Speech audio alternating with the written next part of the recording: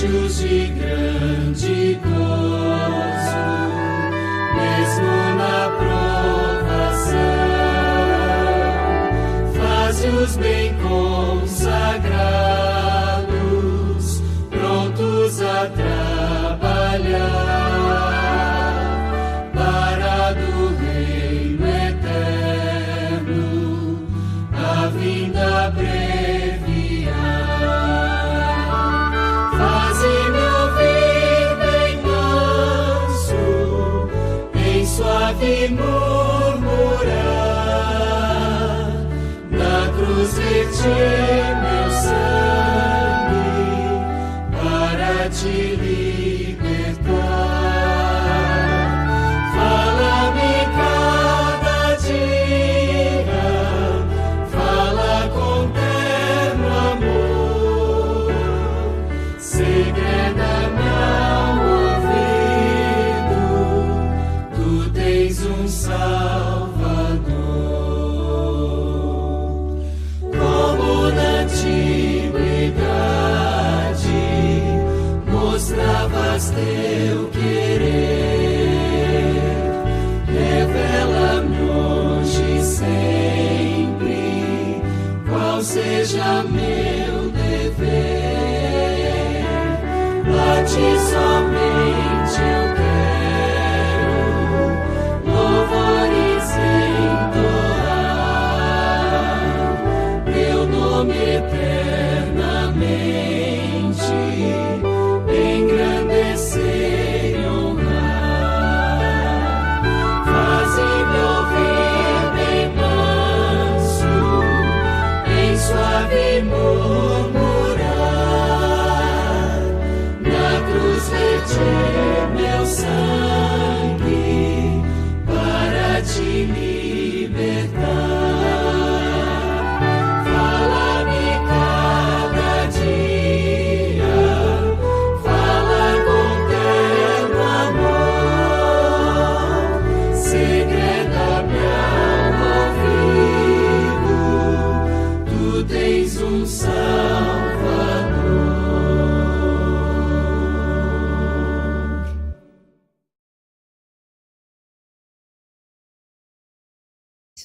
Da nosso culto, em reverência, podei-vos assentar.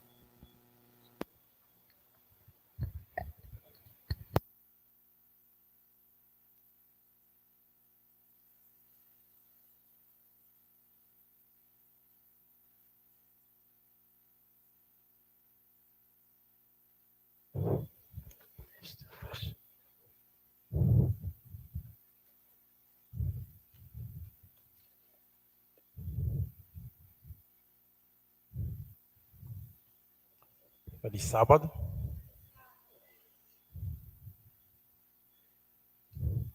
Vamos ajoelhar para orar.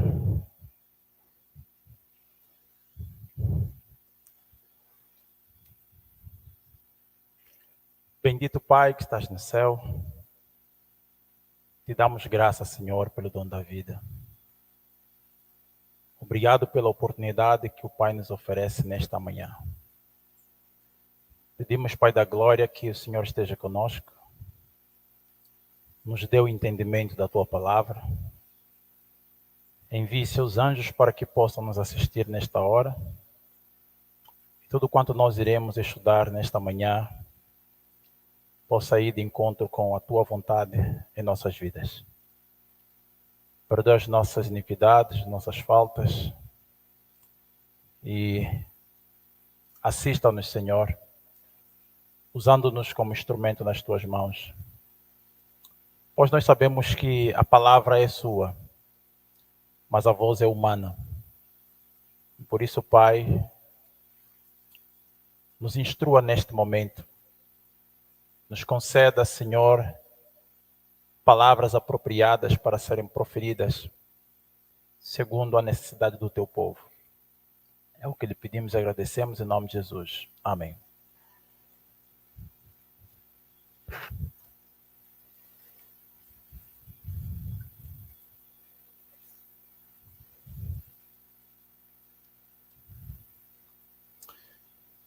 Louvado seja o nome do nosso bom Deus por estarmos mais uma vez aqui para desfrutarmos, né? Vamos assim dizer. Vamos aqui para desfrutar das bênçãos, podermos partilhar o maná celestial, estudo da palavra de Deus, para o nosso crescimento espiritual. Sem mais perca de tempo, o nosso tema que nós vamos analisar hoje é sobre a mensagem dos 3 anjos em verdade. Eu sei que, como povo de Deus, os adventistas do 7º dia acreditam que Deus concedeu uma grande responsabilidade, uma grande missão. E com certeza todos nós sabemos que todo cristão tem uma grande responsabilidade diante de Deus. Mas é interessante notar que o espírito de profecia, ele vai nos dar uma ideia, né? Vai abrir um pouquinho mais a visão da missão da igreja nos últimos dias. A serva do Senhor, ela fala que a igreja de Deus, ela recebeu uma grande responsabilidade. E ela usa uma expressão muito profunda. Ela diz que é uma missão que jamais foi concedido a mortais na face da terra. E, queridos irmãos, essa expressão usada por Ellen White, quando ela diz que é uma responsabilidade que jamais foi concedido a homens mortais na face da terra, logo mostra quão séria e quão profunda é realmente esta missão. Se tivéssemos que perguntar o que os irmãos diriam, que mensagem é essa, ou que missão é essa? Alguém se lembra? Alguém sabe dizer que missão é essa?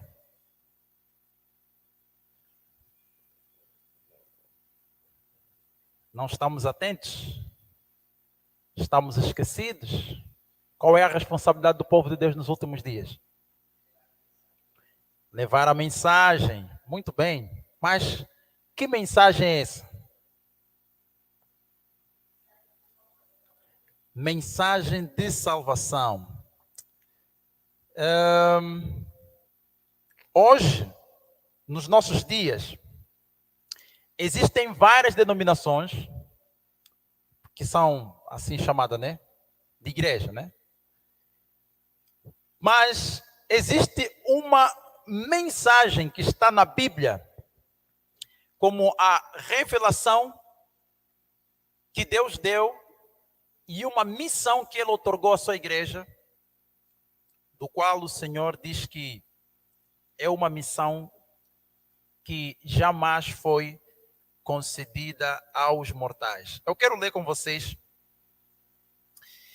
Eventos Finais na página 45, no 3º parágrafo, diz assim: em sentido especial, foram os adventistas do 7º dia postos no mundo como atalaias, portadores de luz. A eles foi confiada a última mensagem de advertência a um mundo a aparecer. Sobre eles incide maravilhosa luz da palavra de Deus. Confiou-lhes uma obra da mais solene importância, a proclamação da primeira, segunda e terceira mensagens angelicais. Nenhuma obra há de tão grande importância. Não devem eles permitir que nenhuma outra coisa lhes absorva a atenção. Qual é a mensagem conferida ao povo de Deus nos últimos dias? Qual a mensagem? Dos 3 anjos. Mas a questão é, queridos irmãos, eu sei que todo adventista do 7º dia sabe que nós temos uma responsabilidade de pregar as 3 mensagens angélicas. Mas será que nós realmente compreendemos essa mensagem em verdade? O que é isso, a mensagem em verdade? Será que nós vivemos a experiência dessas mensagens? Porque este é o X da questão, queridos irmãos. Vamos então lá ver essas mensagens, porque é onde estará rodeando em torno dessa nossa mensagem desta manhã, para analisarmos o peso e a responsabilidade que essa mensagem tem para nós. Esta mensagem está em Apocalipse capítulo 14, os versos de ler, o verso 6 até o verso 12. São 6 versos da Bíblia. Diz: vi outro anjo voar pelo meio do céu, tendo o evangelho eterno para pregar aos habitantes da terra e a cada nação e tribo, língua e povo, dizendo em alta voz: temei a Deus e dai-lhe glória, porque é chegada a hora do seu juízo. E adorei aquele que fez o céu e a terra e o mar e as fontes das águas.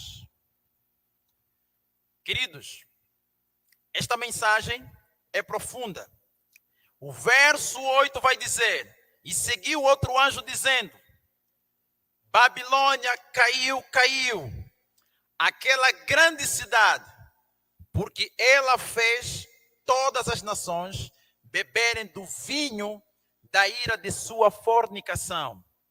E seguiu-se o terceiro anjo dizendo em alta voz: se algum homem adorar a besta e a sua imagem e receber a sua marca em sua testa ou em sua mão, este beberá do vinho da ira de Deus, que é derramado sem mistura no cálice da sua indignação.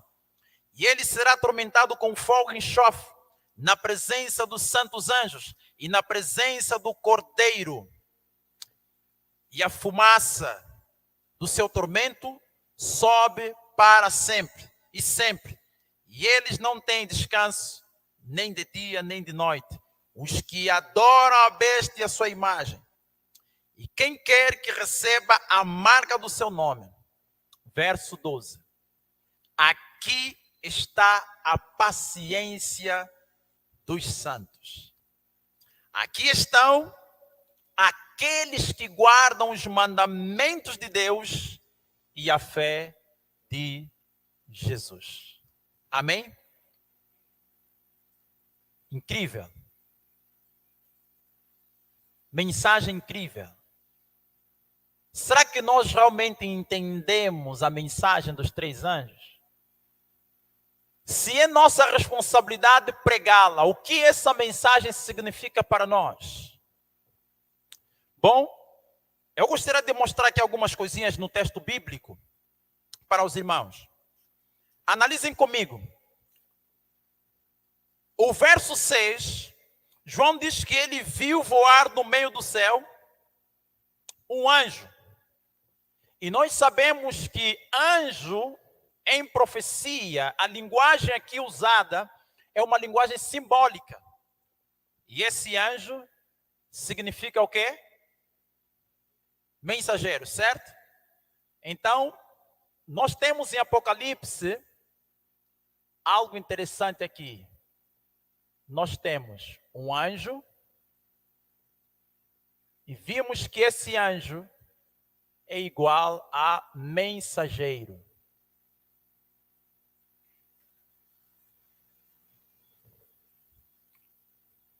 Quem é esse mensageiro?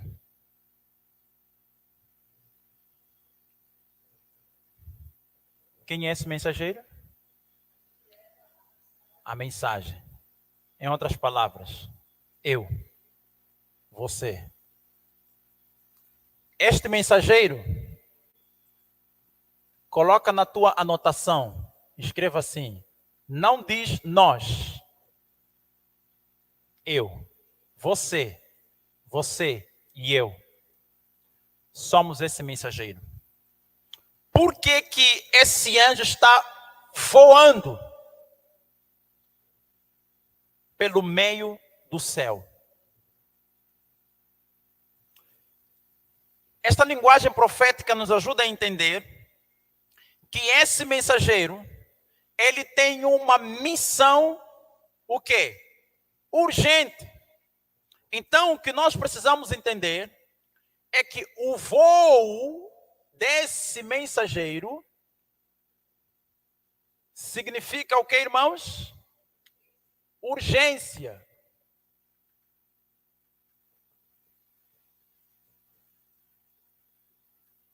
Existe uma urgência para se pregar essa mensagem. Por que é urgente que essa mensagem tem que ser levada? Amém. Porque a hora do juízo está se aproximando. E nós sabemos que a hora do juízo é a volta de Cristo. Porque Cristo está voltando. É importante que a gente entenda esses aspectos. Só que, queridos irmãos, olha o que esse mensageiro ou esse anjo tem. O que o verso diz? Que esse mensageiro, ele tem na mão o quê? O Evangelho eterno. Queridos irmãos, agora é aqui onde está o X da questão para compreendermos. Será que nós entendemos as 3 mensagens angélicas em verdade? E eu quero dizer uma coisa para os irmãos. Só aqui, na primeira mensagem angélica, e vamos entender por que a serva do Senhor, ela vai dizer assim: todos aqueles que não vivenciaram por experiência a primeira mensagem angélica, não estão preparadas para entenderem, nem viverem a segunda e nem a terceira. Eu vou dizer, e vamos ver aqui, vamos estudar junto, e vamos perceber o porquê que ela faz essa afirmação. Sabem por quê? Alguém já ouviu falar de fractal? Fractal é uma figura geométrica que ela é composta da mesma característica ou da mesma linha geométrica, mas repetida várias vezes numa só figura geométrica. Isso chama-se fractal. Também é usada na engenharia, tá? E também na medicina. O que a gente percebe na primeira mensagem angélica? Queridos irmãos, nós vamos entender que somente a primeira mensagem angélica, ela é um resumo das 3 mensagens angélicas no seu todo. E a gente vai entender e vai perceber isso. Por essa razão é que a serva do Senhor diz que aqueles que não entenderam e não viveram a experiência da primeira mensagem angélica, não estão aptos para entender nem viver a segunda e a terceira mensagem angélica. Nos perguntamos, o que é o Evangelho eterno? O que a Bíblia fala sobre isso? Por que este Evangelho é eterno?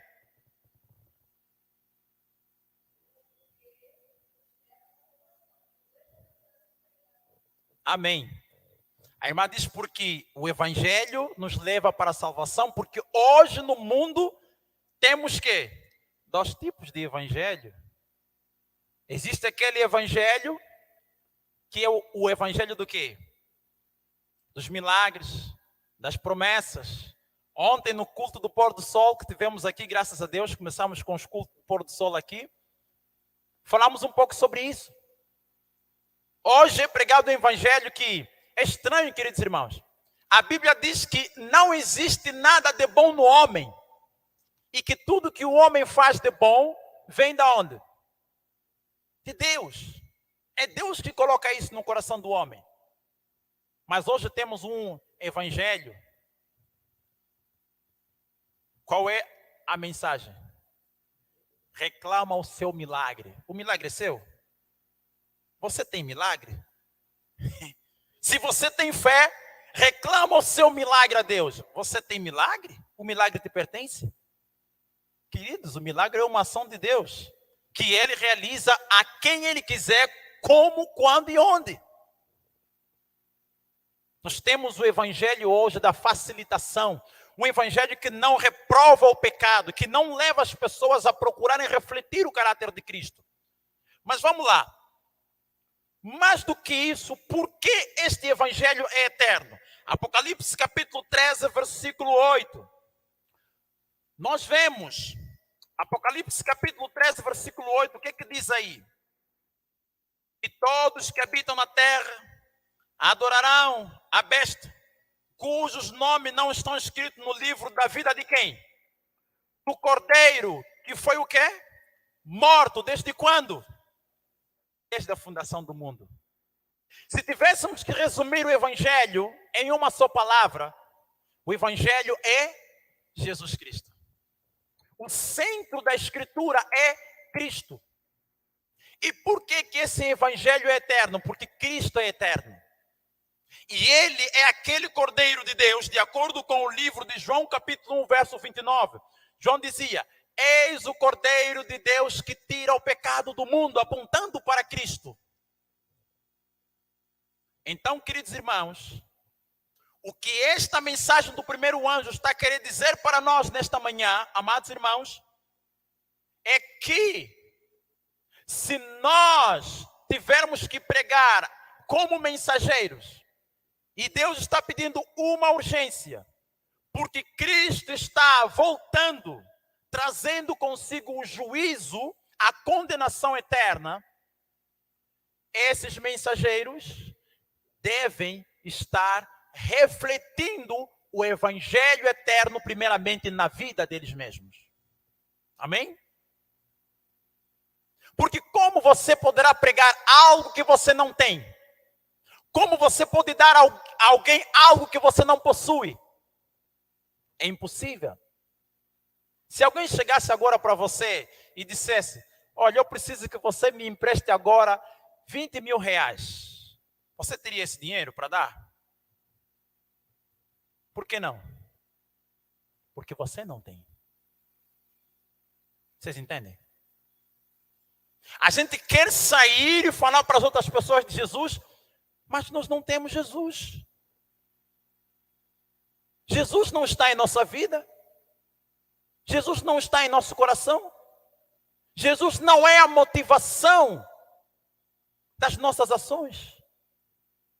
Queridos irmãos, será que a gente compreende o que as três mensagens angélicas significam?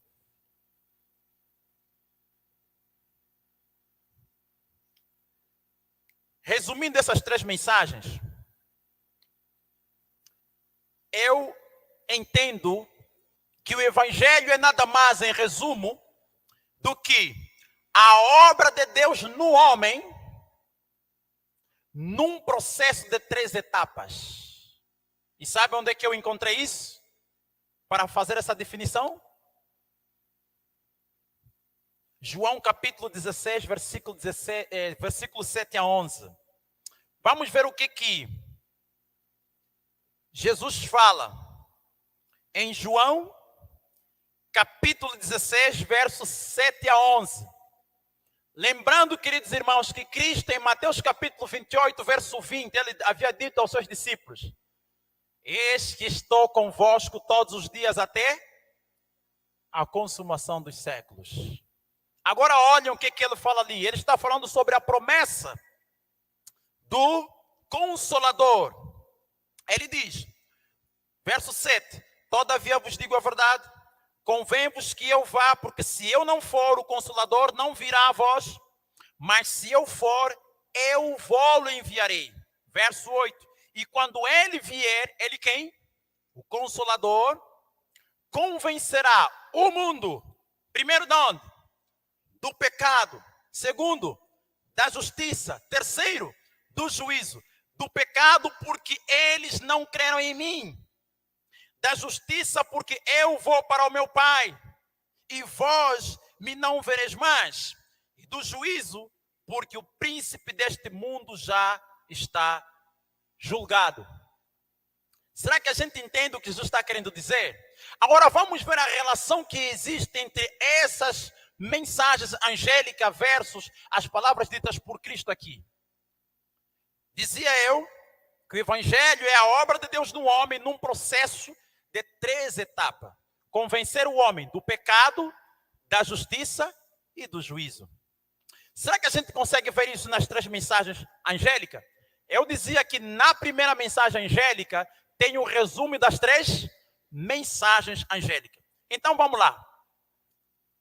Vamos ver as palavras principais que se encontram na terceira mensagem angélica. Lá diz o quê? Temer a Deus, certo? E depois, dar glória. E depois, a hora do juízo, certo? É isso mesmo, juízo.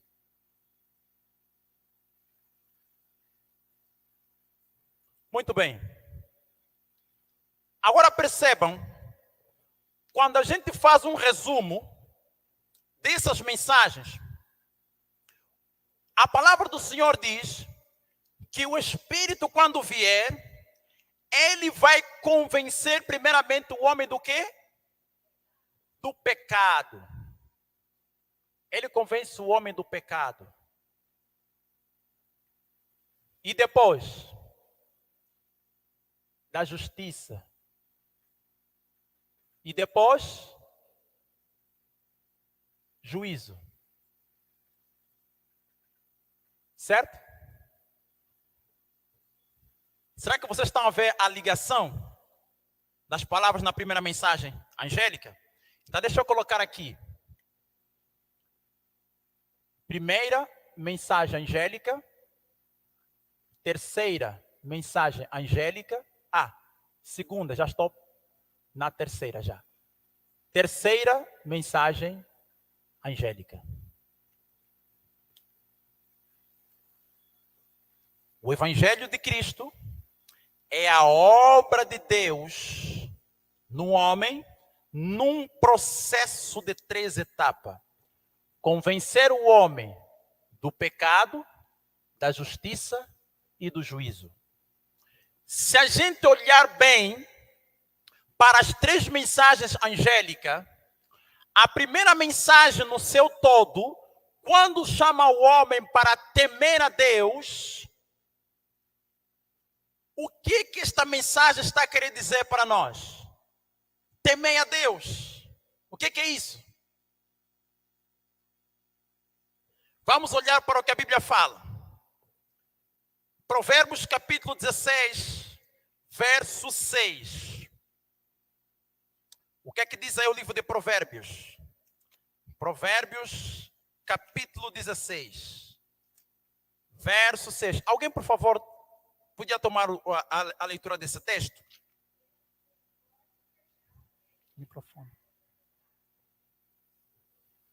Provérbios capítulo 16, verso 6.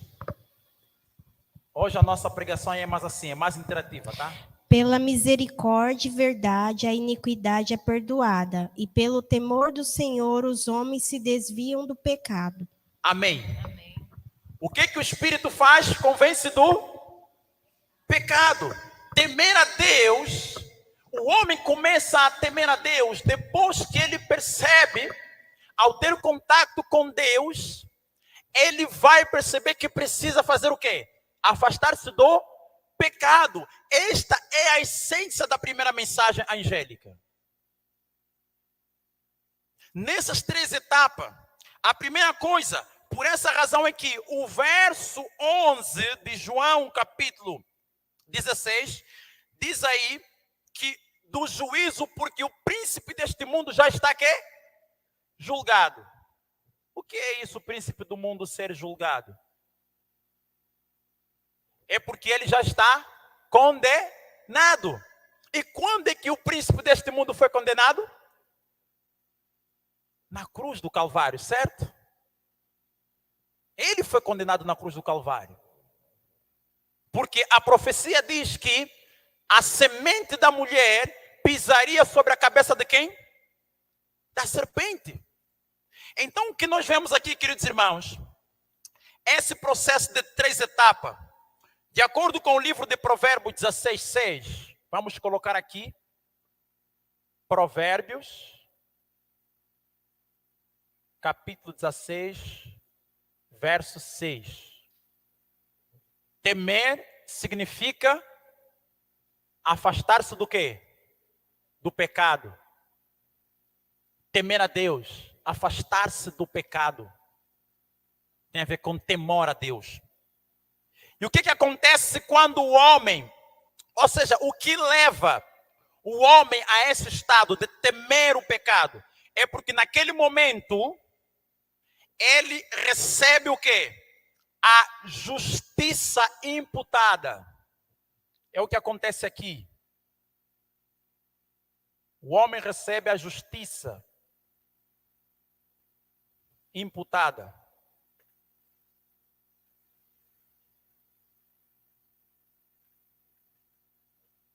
Ou seja, quando o homem reconhece o seu pecado, depois de ter o contato com o Evangelho, e o Espírito Santo de Deus convence-lhe do pecado, e ele é levado ao arrependimento, Cristo veste o pecador com a sua justiça. Chama-se esse processo de justiça imputada. Isso nos leva a compreender mais algo relacionado às 3 mensagens angélicas, que em resumo estão dentro da primeira mensagem, a experiência do santuário. E nós vamos ver isso. Deixa eu passar aqui um slide para os irmãos. Olha o que a nota da inspiração fala. Não é esta aqui, não. Esta aqui, ó. Foram-me mostradas 3 degraus. A primeira, a segunda e a terceira mensagem angélica. Disse o meu anjo assistente: ai de quem mover um bloco ou mexer num alfinete dessas mensagens. A verdadeira compreensão, percebam, queridos irmãos, a verdadeira compreensão dessas mensagens é de vital importância. O destino das pessoas depende da maneira em que são elas recebidas.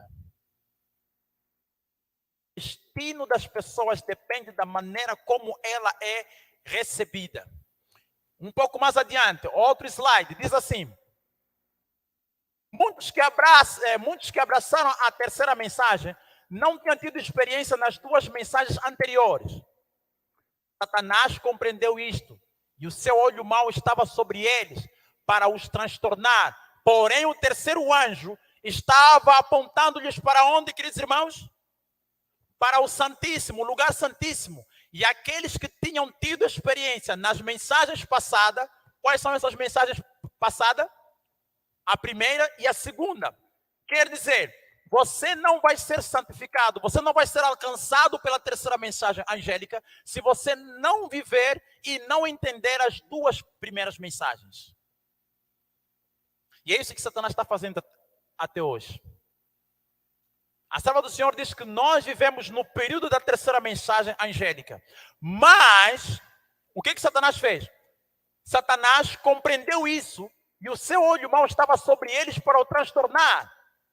Por quê? Porque muitos que abraçaram a terceira mensagem angélica não têm experiência nas 2 primeiras mensagens. Sabe por que Satanás consegue obter êxito? Porque as 2 primeiras mensagens são um segredo da transformação e da experiência que nos habilitará a vivermos no momento exato quando a terceira mensagem angélica se avolumar em grande estrondo nos últimos dias, que é chamado de o derramamento da chuva seródia, o alto clamor do terceiro anjo. Ninguém receberá essa chuva se ele não entender e não vivenciar a experiência dessas duas mensagens. Por isso muitos hoje têm dificuldade de entender certas coisas. Porque, irmãos, nós vamos compreender aqui, porque dentro da primeira mensagem angélica, queridos irmãos, tem os aspectos ligados à reforma do vestuário, à reforma da alimentação, a nossa experiência de comunhão e santificação, e tudo isso só dentro da primeira mensagem angélica. Queridos irmãos, agora olhem aqui. A nota diz que essa mensagem nos leva exatamente aonde? No lugar santíssimo. Então isso quer dizer que a mensagem dos três anjos está ligada ao santuário. Ela nos leva ao santuário, queridos irmãos. As três mensagens angélicas nos levam para o santuário. Vamos ver. Queridos, nós vimos que o Espírito Santo convenceria o homem do pecado, da justiça e do juízo. Nós dissemos que o Evangelho eterno é a obra de Deus no homem num processo de 3 etapas. Porque o Espírito convence o homem do pecado, da justiça e do juízo. E quando a gente olha para o modelo do santuário, nós vemos essas 3 etapas. Quando o homem entra, o pátio significa ou simboliza a terra. Isto é a terra. Aqui, nós estamos aqui. Somos convidados a entrar pela porta. Quem é a porta? Cristo. Ele diz, eu sou a porta. Quem vem a mim entrará e sairá e achará pastagem. Vocês percebem como Cristo espalha o Evangelho nas Sagradas Escrituras, desde Gênesis até o livro de Apocalipse? Ele é a porta. Então nós somos atraídos por quem? Por Cristo. Por essa razão muitos têm dificuldade de entender quem é o Espírito Santo. E eles acham que é uma terceira individualidade separada do Pai e do Filho. Sempre foi Cristo. Pedro, na primeira carta, no capítulo 1, no verso 11, ele diz que o Espírito que estava nos profetas era o Espírito de quem? De Cristo. Não sou eu que estou dizendo. É o que a palavra de Deus diz. Vocês percebem? Então é Cristo que atrai o pecador para entrar no tabernáculo, queridos irmãos.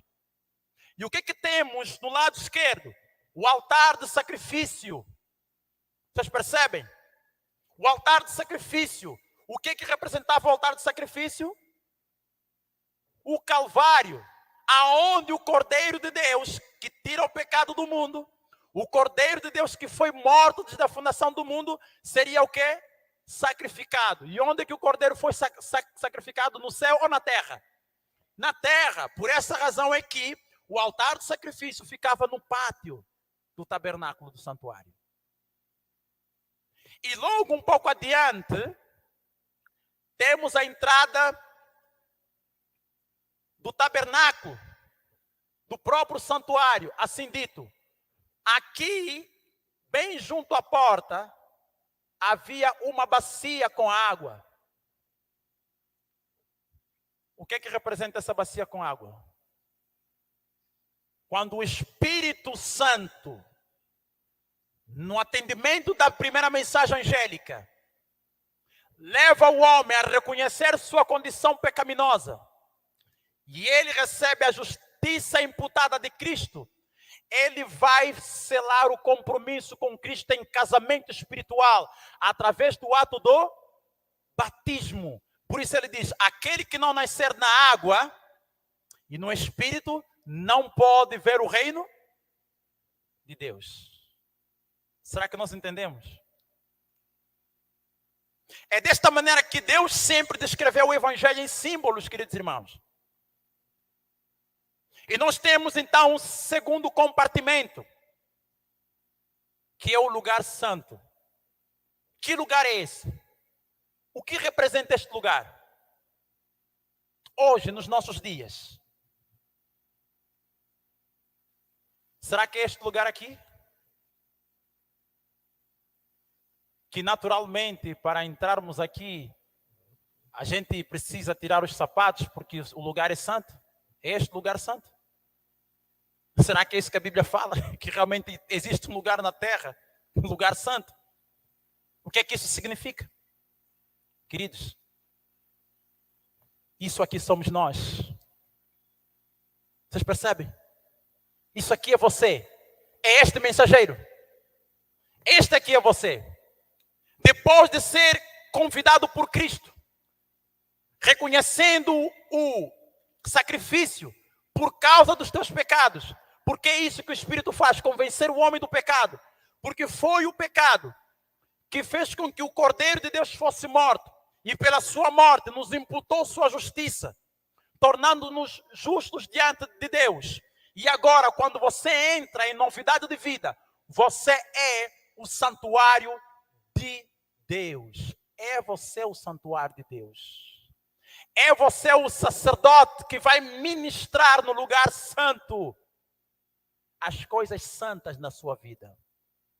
Por essa razão, no lado esquerdo, você tem um candelabro de 7 lâmpadas, que para ficarem acesos, ele precisa do azeite, significando que diariamente, eu e você, precisamos da graça divina, do azeite do Espírito Santo em nós, para sermos luz do mundo, tal como Cristo disse, vós sois a luz do mundo.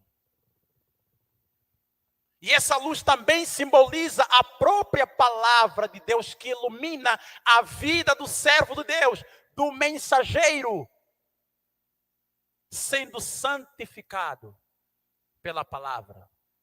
E temos os pães da proposição, que eram compostos de 12 pães, em 3 unidades. Sempre o número 3 é incrível na Bíblia. Vocês percebem? Por essa razão, alguns acabaram tropeçando, porque o próprio Senhor Jesus Cristo disse que esse evangelho também é pedra de tropeço para alguns e rocha de escândalo. Que tropeçaram tanto que por essa razão a segunda mensagem diz que Babilônia envenenou as nações com o vinho de sua prostituição, que são doutrinas falsas. Não entenderam a etapa, essas 3 etapas, e disseram, então, Deus é 3 em 1 e 1 em 3. Você não vai encontrar trindade no santuário. Isso é esforçar o evangelho em símbolos. Isso é esforçar o santuário. Você não tem trindade no santuário. Queridos irmãos, o altar de incenso representa o período de oração, a vida de oração que você, sacerdote, deve ter. Então, que etapas são essas? A mensagem diz que, voltando aqui, diz que a terceira mensagem nos aponta para o lugar santíssimo. Então, amados irmãos, logo, o santuário com essas fases que temos aqui, com essas 3 etapas, simbolizam e significam o quê? A experiência do cristão que passará por esse processo. Primeiro, justificação.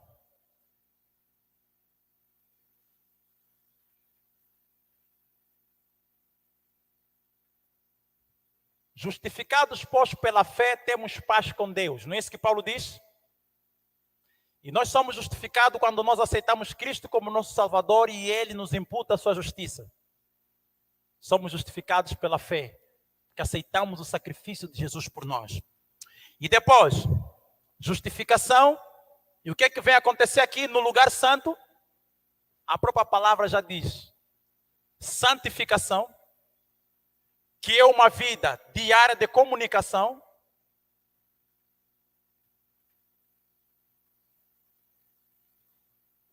E qual é a última etapa? Alguém se lembra? De Alfredo? Glorificação. A glorificação nos leva exatamente no lugar santíssimo.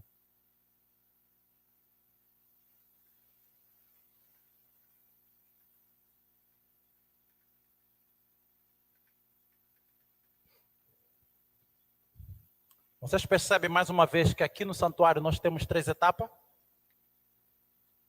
Primeira etapa, segunda etapa, terceira etapa. A experiência da primeira, segunda e terceira mensagem angélica. A terceira mensagem angélica nos leva para o lugar santíssimo. É isso que a nota disse aí, ó. Porém, o terceiro anjo estava apontando-lhes o lugar santíssimo. E aqueles que tinham tido experiência nas mensagens passadas, somente aqueles que passam por essa experiência, né, estavam a apontar-lhes o caminho para o santuário celestial. Então isso quer dizer que quando nós estamos vivendo essa experiência aqui, nós estamos ligados com a experiência lá em cima, no santuário celestial. E quando é que acontece essas etapas todas aqui? Queridos irmãos, vamos prosseguir. O Espírito convence do pecado, da justiça e do juízo. Nós vimos ali pecado, justiça e juízo. Justiça imputada, e aqui nós temos que justiça comunicada. Justiça comunicada.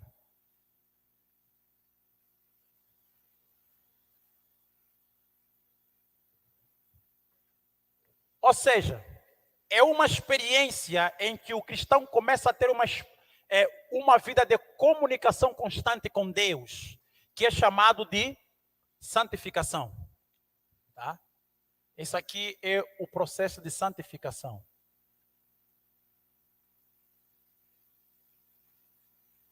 Então nós vimos aqui justificação,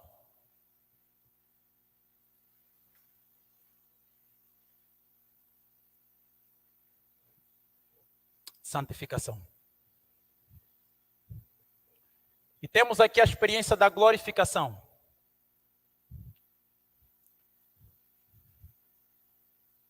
Só que, queridos irmãos, algo bem interessante que nos chama aqui a atenção é que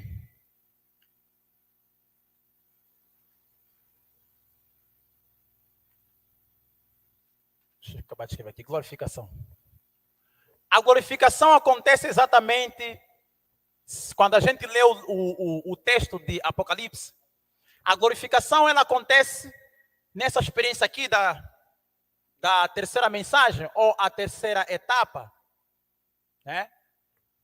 Mas a gente vai perceber algo bem incrível aqui. Só que os irmãos estão a ver que aqui também tem glória na segunda mensagem, certo? Parece esquisito, né? Ué, quantas glórias afinal vai haver? Aqui tem glória, né? Vimos aqui. Temer a Deus, dá-lhe glória, hora do juízo.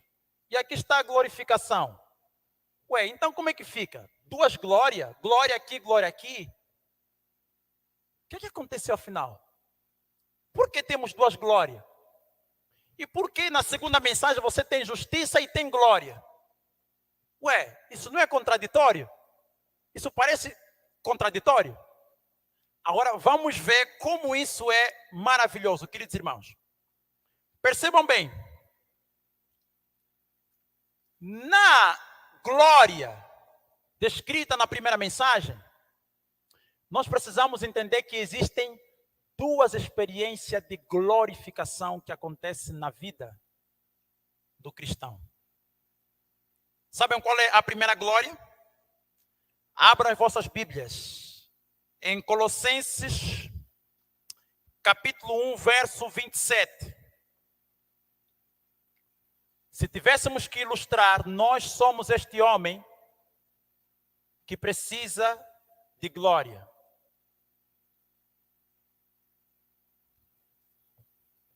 Nós temos aqui as 2 experiências de glória, na segunda e na terceira mensagem angélica. Alguém pode tomar a leitura? Colossenses 1, verso 27.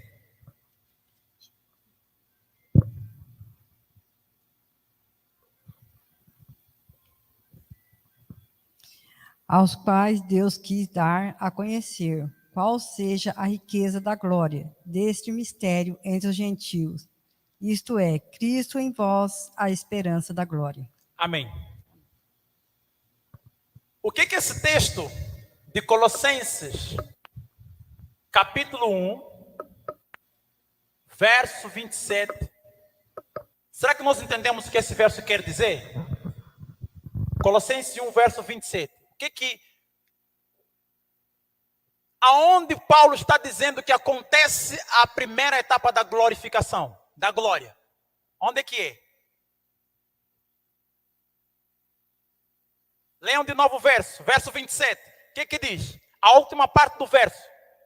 O mistério que esteve oculto, certo? O que diz lá? O que é o mistério que esteve oculto diante dos homens? Cristo. Mas Cristo aonde? Muito bem, Cristo aonde?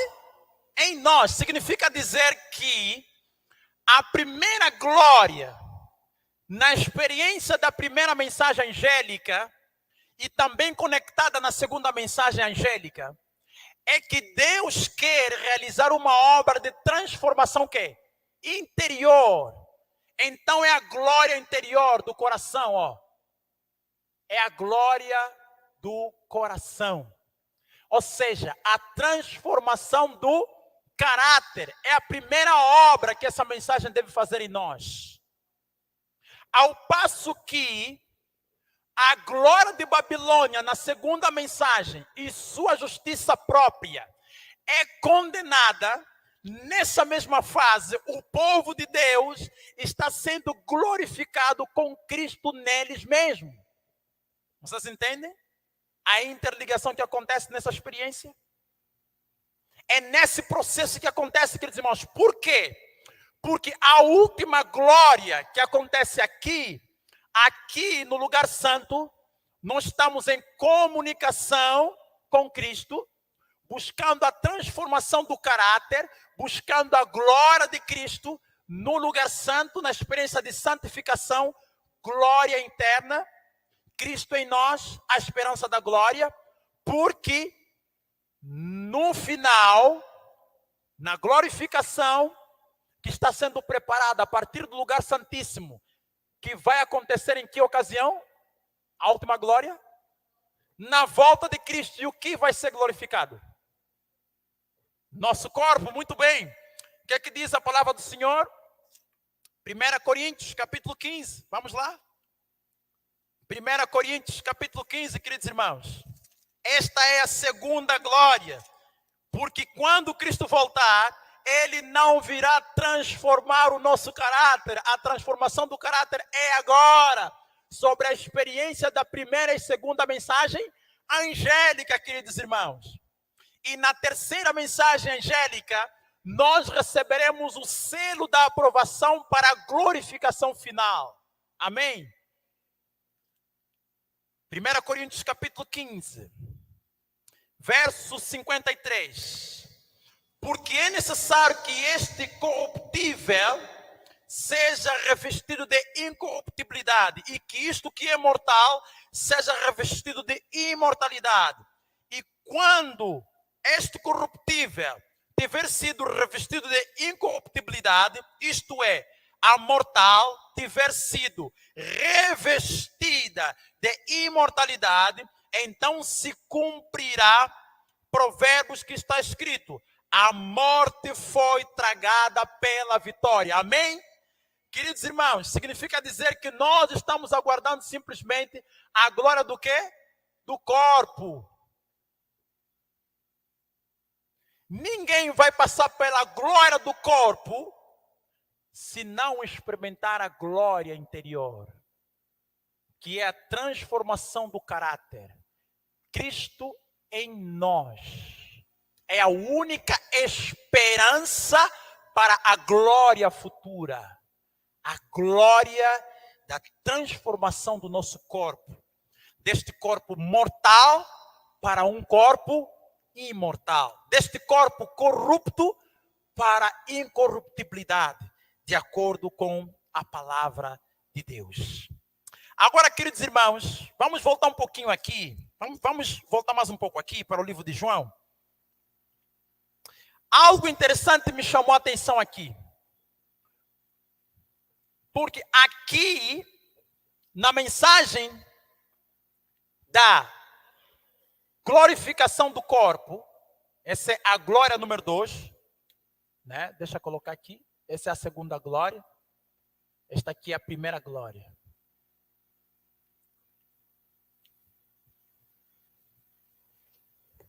Isso acontece no dia do juízo. Uma glória física. No juízo final. Enquanto existe uma comunicação entre o santo, que somos nós, e o santíssimo, no santuário celestial, estamos sendo santificados, refletindo o caráter de Cristo em nós, para que possamos então receber a glória final.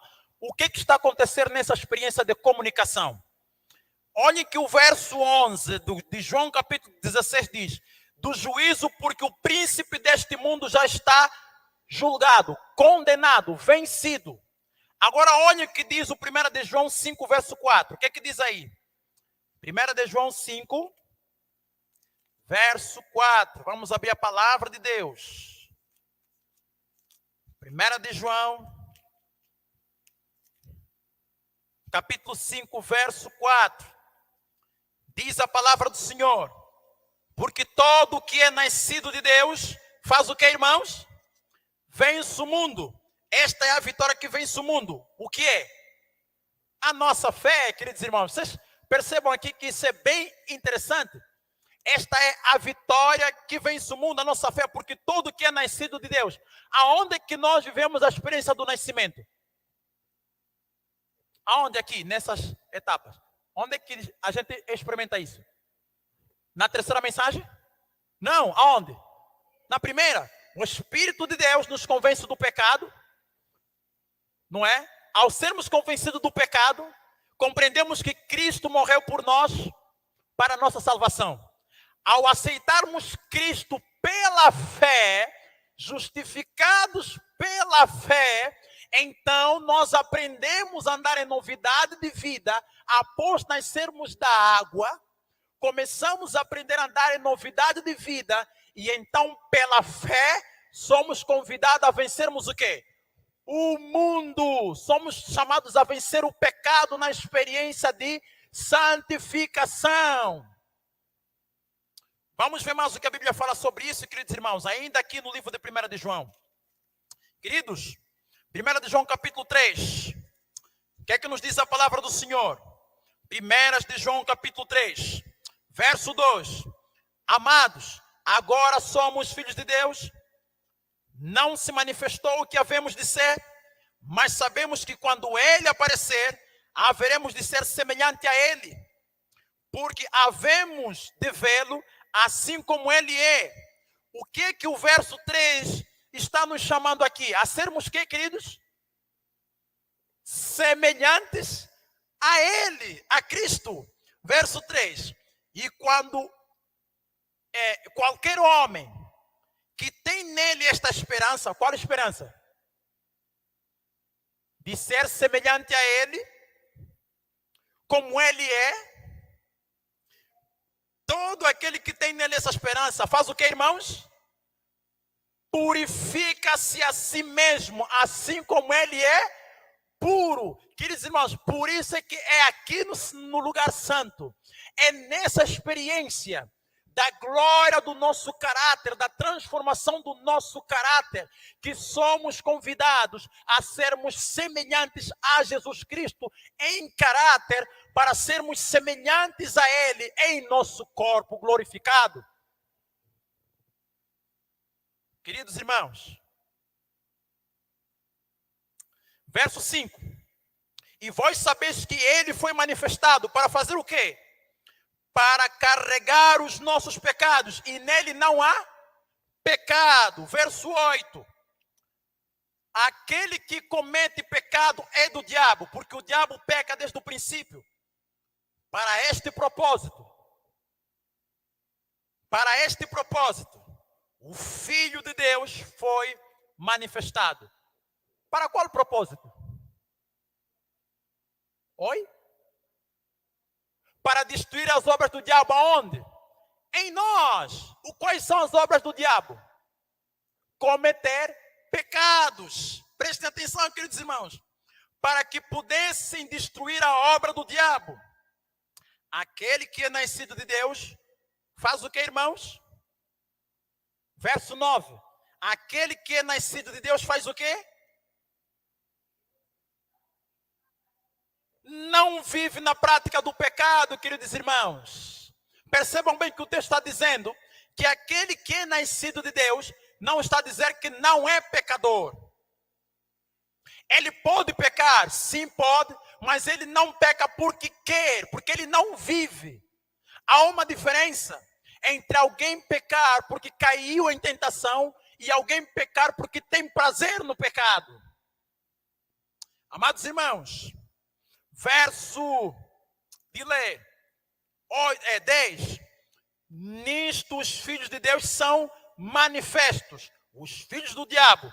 Aquele que não pratica a justiça não é de Deus, e nem aquele que não ama seu irmão. Amados irmãos, João aqui no verso 10 está dizendo aqui, os filhos de Deus são identificados.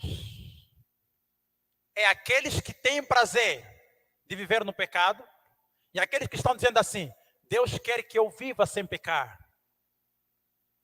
Só que ele sabe que a força não vem dele. Para isso, ele reclama a promessa. Cristo tem que estar em mim, porque ele é a minha única esperança para a glória futura.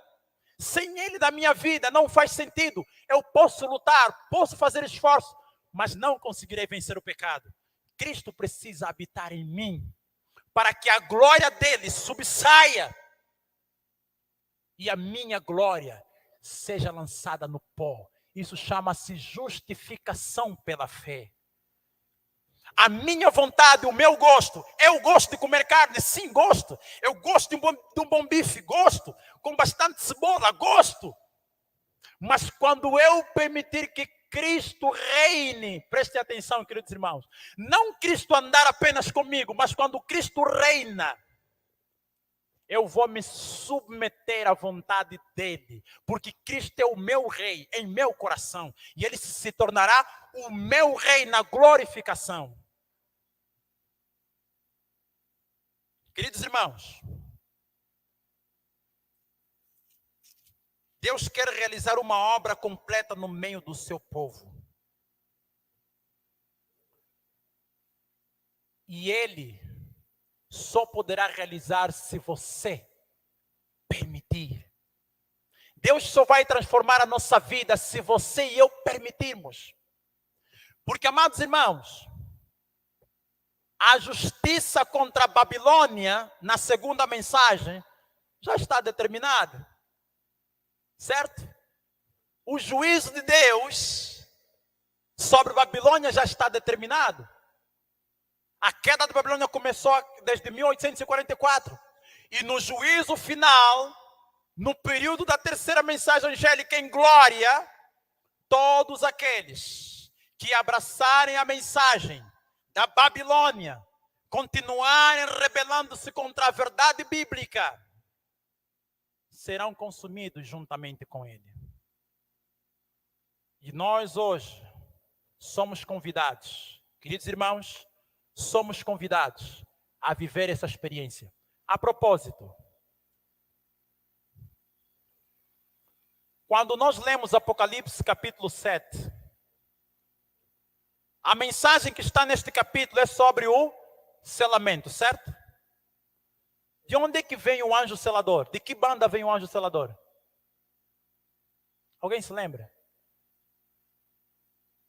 Ele vem do Oriente, da banda do sol nascente. E exatamente João, quando tem a visão panorâmica desse anjo, ele contempla e percebe que esse anjo vem diretamente do santuário. E sabe de qual lugar? Será que é no lugar santo? É no Santíssimo, queridos irmãos. Somos justificados, santificados e aqui somos selados.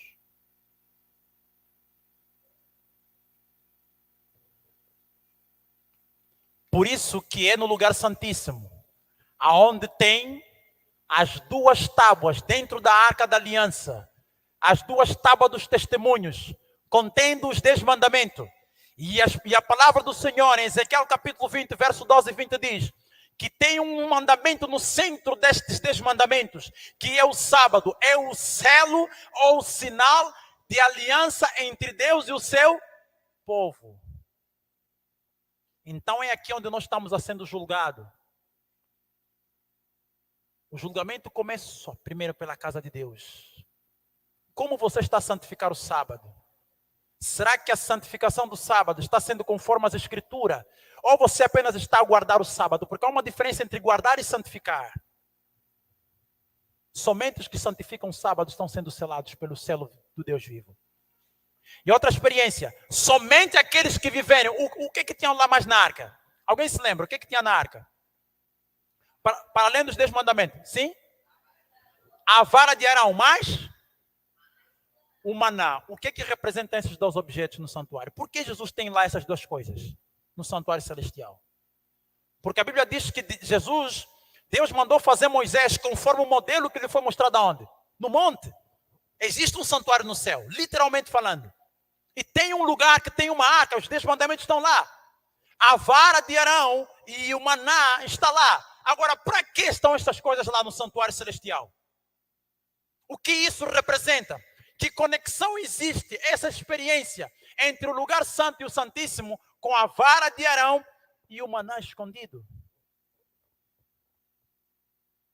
Porque o maná representa a reforma de saúde, a temperança cristã. E a vara representa a presença da voz da reprovação, que é o espírito da profecia, o testemunho de Jesus Cristo. Então significa dizer que se você não está sendo disciplinado pelos testemunhos, você não vai ser selado, você não pode ser selado. Se você não está disposto nessa vida de comunicação, que é chamada santificação, entrar no lugar santíssimo e viver as verdades da arca do Senhor, você não será selado. Quantos de nós até hoje, quando se fala da temperança é um problema, quando se fala da reforma de saúde, eu fico impressionado, queridos irmãos. Esta semana passada, um dos jornais mais respeitados dos Estados Unidos, a Fox News, fez uma reportagem sobre os adventistas do 7º dia que vivem numa pequena cidade chamada Loma Linda. E eles disseram, este povo vive 10 vezes mais que outras populações do mundo. E eles explicaram por quê. Eles disseram, porque eles têm um estilo de vida saudável. Abstêm-se completamente de tudo que é carne, não bebem cerveja, nenhum tipo de álcool, nem moderadamente, fazem exercícios físicos e mais, eles repousam 24 horas no sábado, o sábado bíblico. Queridos irmãos, as pedras é que estão pregando. E quando você fala sobre a reforma de saúde, no meio do povo de Deus, somos rotulados como quê? Extremistas, reformistas. Ué, a nossa missão não é uma obra de reforma? Vocês percebem, queridos irmãos? Acha que eu vou perder o céu por causa de comer carne? Deixa eu lhe dizer uma coisa. Deus não julga aquele que não tem o conhecimento. Deus a ninguém condenará no juízo alguém por ter recusado a verdade. Não. Deus só vai condenar quem realmente teve o contato, ou seja, por não conhecer a verdade. Deus só vai condenar aqueles que tiveram contato com a verdade e não quê? E não viveram. Não é a carne em si, mas é a mensagem de Deus em si sendo desobedecida. Não é a carne não salva e nem condena. O que salva é a obediência e o que condena é a rebelião. Vocês percebem a gravidade da situação? E isso está na primeira mensagem angélica. Paulo diz que o nosso corpo é o templo do Espírito Santo. Glorificai, pois, a Deus no vosso corpo e no vosso espírito. E nós estamos vendo a glória na segunda mensagem. A glória do coração também envolve a glória do nosso físico. Porque o nosso corpo deve ser preservado como templo da habitação do Espírito de Deus. Queridos irmãos, isso é muito sério. As pedras estão pregando a terceira mensagem angélica. E o Adventista do sétimo dia, quando se fala de carne, né? Estamos que nem o povo de Israel no passado. Senhor, Senhor, nós queremos comer carne. Homens com barbas grandes, chorando na porta da tenda. Senhor, queremos voltar no Egito, porque nós queremos comer carne. Deus deu o maná para que o povo pudesse ser reeducado. Porque Ele quer nos livrar da Babilônia. Essa Babilônia espiritual, queridos irmãos, que com seus ensinamentos tem arrastado o mundo para a perdição. Muitos viram a perfeita sequência das verdades nas mensagens dos anjos. Alegremente as receberam na sua ordem. E pela fé seguiram a Jesus até onde, queridos? É aqui onde nós estamos, amados irmãos. E precisamos pela fé seguir Jesus aqui no lugar santíssimo. Por isso é que ele disse em João capítulo 16, olha, eu ainda tenho muita coisa para vos ensinar, só que vocês não vão suportar agora. Mas no momento exato, quando o meu espírito fazer grandes obras, vocês vão compreender. E tudo isso foi registrado para nós, queridos irmãos.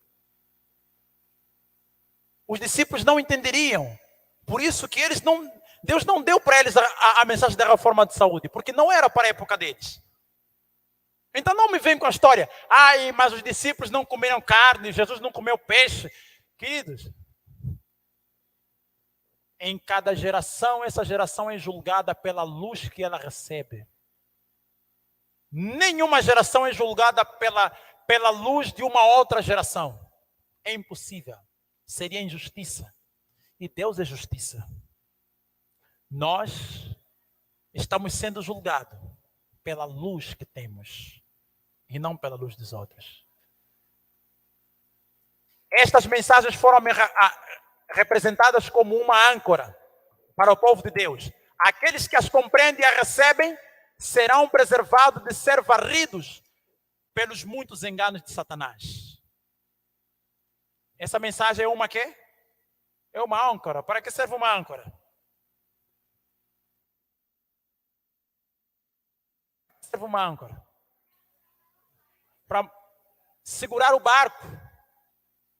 Porque se você parar com o barco no porto e não lançar a âncora, você vai para dentro de casa, quando você voltar, ué, cadê o barco? Foi. Porque você não colocou uma âncora. Aqui está dizendo que a mensagem dos 3 anjos é uma âncora que nos dá segurança, firmeza, para não sermos arrastados pelos ventos de doutrinas entre as nações, que é representado pela água. Apocalipse 17, verso 15. Vocês percebem, queridos irmãos, a importância dessa mensagem? Será que nós estamos realmente entendendo o desígnio de Deus? A vontade de Deus diante de tudo isso? O Evangelho tem de ser apresentado não como uma teoria sem vida, mas como força viva para transformar o quê? A vida. Deus deseja que os que recebem a sua graça sejam testemunha do poder da mesma. E como é que é ser testemunho do poder da mesma? É as pessoas verem na nossa vida o que nós pregamos. Por essa razão o mundo fala mal de nós. Somos nós que falamos que estamos indo na igreja, estamos na casa de adoração, né? Estamos a estudar a Bíblia e tal. E o que acontece? Somos nós, os adúlteros, e o terrível, a gente nem vai até adulterar muito distante, é mesmo próximo. O pior de tudo é isso. Somos nós os adúlteros, os fornicadores, os fofoqueiros, fuxiqueiros, os protagonistas de contenda. A Bíblia diz que o nome do Senhor é blasfemado por causa de vocês. Mas também Deus diz que cada um será julgado segundo as suas obras. Porque você não vai deixar de seguir a verdade. Porque o fulano de tal, o ciclano, não está vivendo a palavra de Deus que ele prega. Jesus uma vez disse isso. Vocês não sigam os atos dos fariseus. Façam aquilo que está escrito nas Escrituras. Vocês percebem, queridos irmãos? É claro que é uma verdade. Que as nossas ações ou trazem pessoas para Cristo ou afugentam as pessoas de Cristo. Mas também essas mesmas pessoas são responsabilizadas porque não foi essas pessoas que morreu por eles na cruz do Calvário. Foi Cristo que morreu. Então quem nos julgará? É Cristo que nos julga hoje. Queridos irmãos, porque não me envergonho do Evangelho de Cristo, dizia o apóstolo Paulo. Por quê? Porque ele compreendia que o Evangelho de Cristo é o poder de Deus para a salvação, tanto do judeu como do grego. As profissões inesgotáveis, as provisões inesgotáveis do céu estão ao seu comando. Cristo dá-lhes o alento do seu próprio Espírito, a vida de sua própria vida. O Espírito Santo dispõe essas energias mais excelsas para operar no coração e na mente. Quando nós rogarmos a promessa do Espírito Santo em nós, nos dará força. Por quê? Porque o Espírito Santo é nada mais do que o alento do próprio quem? É a vida do próprio Cristo, não é uma terceira divindade, não. Não é isso que está dizendo aí a nota. A nota está dizendo que é o alento, a vida do próprio Cristo em nós. E isso está em harmonia com Colossenses 1, verso 27, que nós lemos. Cristo em quem? Em nós. Por isso é que ele disse: estou convosco todos os dias até a consumação dos séculos. Por isso muitos tropeçam na verdade. Por causa dele dizer, eu vou enviar outro. Só que eles não entendem que esse outro, Jesus estava dizendo que ele estaria presente de uma outra maneira, numa outra forma, de um outro jeito. Não que seria um outro indivíduo. Vocês entendem? Por isso é que o texto bíblico é bem claro. Cristo em nós. Ele disse, eu vou e voltarei para vós. Vocês me receberão, mas o mundo não me receberão porque não me conhecem. Vocês percebem, queridos irmãos? Nós precisamos da glória de Cristo em nós, em nossa vida. O que nós lemos há pouco. Cristo em nós, a esperança da glória. O conhecimento desse mistério fornece a chave para todos os outros conhecimentos. Quando a gente entende que é Cristo que deve habitar em nós, não um outro que é ensinado pelo falso evangelho, vamos compreender que é através deste Cristo em nós que vamos compreender que podemos sim vencer o pecado. Porque é Cristo que nos dá a vitória. Porque é Cristo quem venceu. Em tudo foi tentado como nós e não pecou. Então não pode ser um outro além dele. Por isso a nota anterior disse que é o alento de Cristo em nós. Queridos, não lhe podeis santificar o nome, nem podeis representá-lo perante o mundo, a menos que, na vida e no caráter, representeis a própria vida e caráter de quem? Nós temos que representar na vida e no caráter, no nosso caráter, o caráter de Deus. Somos chamados a temer a Deus e lhe dar glória. Plantando-lhes no coração os princípios da sua palavra, o Espírito Santo desenvolve nos homens os atributos de Deus. A luz da sua glória, o seu caráter, deve refletir-se nos seus seguidores. É isso que o Senhor está pedindo de nós, queridos irmãos. Prosseguindo. Ao aproximar-nos do juízo, dos que dão a mensagem de advertência ao mundo, quem são esses que dão essa mensagem? Não é isso que nós vimos aqui? É o anjo, o mensageiro. Aqueles que dão advertência ao mundo devem ter o quê, queridos irmãos? Mãos limpas. O que significa mãos? Atos, ações. Mãos limpas, corações puros. Devem ter uma ligação íntima. Com quem? Não é com a fofoca. Não é relação íntima com o fuxico. Relação íntima com Deus. Para refletir o caráter de quem? De Cristo. Os pensamentos devem ser puros e santos. A alma sem mácula. Deve o corpo, a alma e o espírito ser uma oferta pura e limpa. Ou ele não aceitará. Por isso a Bíblia diz, purificai-vos os que lavais o vaso, vocês que levam o vaso do Senhor.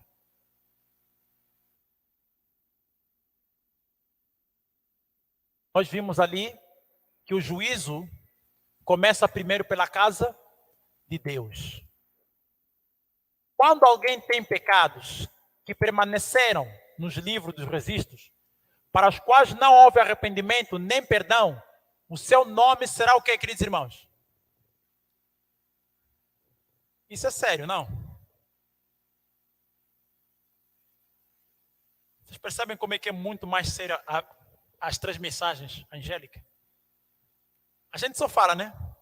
Irmão, temos, que pregar as três mensagens angélicas. Mas quando a gente compreende em verdade o que essas mensagens significam, a gente vai perceber que antes de sairmos para o mundo, devíamos pensar se realmente eu estou vivendo. É fácil sair e dizer, se alguém adorar a besta, a sua imagem, é fácil, né? Logo na terceira. E a primeira?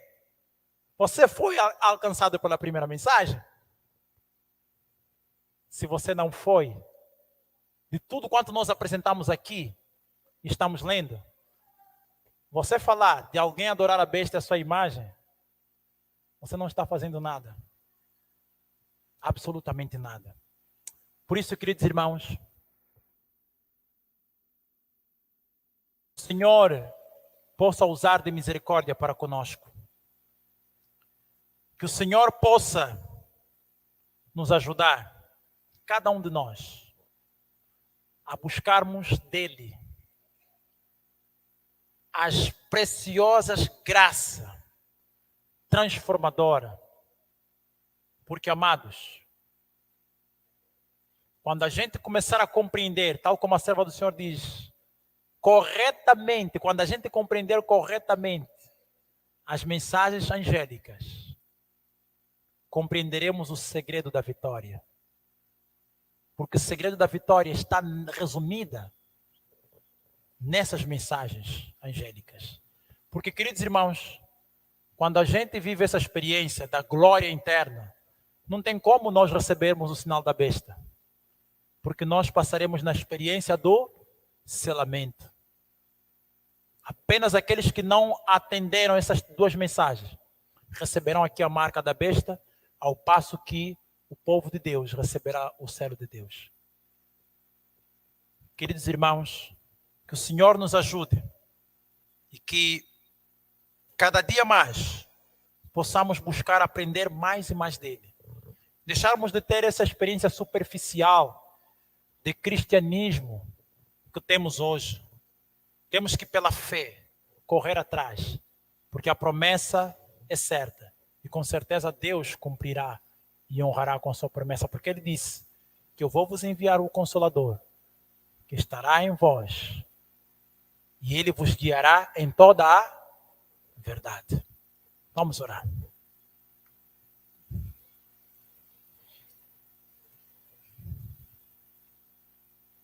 Pai amado que estás no céu, louvado seja o teu nome. Obrigado pela tua graça, pela tua misericórdia. Obrigado, Senhor, por esse momento importante que tivemos aqui, estudando a tua palavra. Venha nesse momento, Pai da glória, derramar o teu Espírito nos corações de cada um dos teus filhos. E nos ajuda, Senhor, a entendermos a importância da primeira e da segunda e a terceira mensagem angélica nas nossas vidas. Nos ajuda, Senhor, a sermos santificados pela tua palavra. Nos ajuda, Senhor, a sermos alcançados pela primeira mensagem angélica, na transformação da glória interna dos nossos corações. Guarda-nos, Senhor, dos caminhos maus e nos ajude a cada dia a buscarmos mais de Ti. Perdoe as nossas debilidades, as nossas faltas. Ensina-nos, Senhor, os caminhos da Tua salvação. Guarda-nos nas horas restantes do Teu santo sábado para não pecarmos contra Ti. É o que pedimos e agradecemos em nome de Jesus. Amém.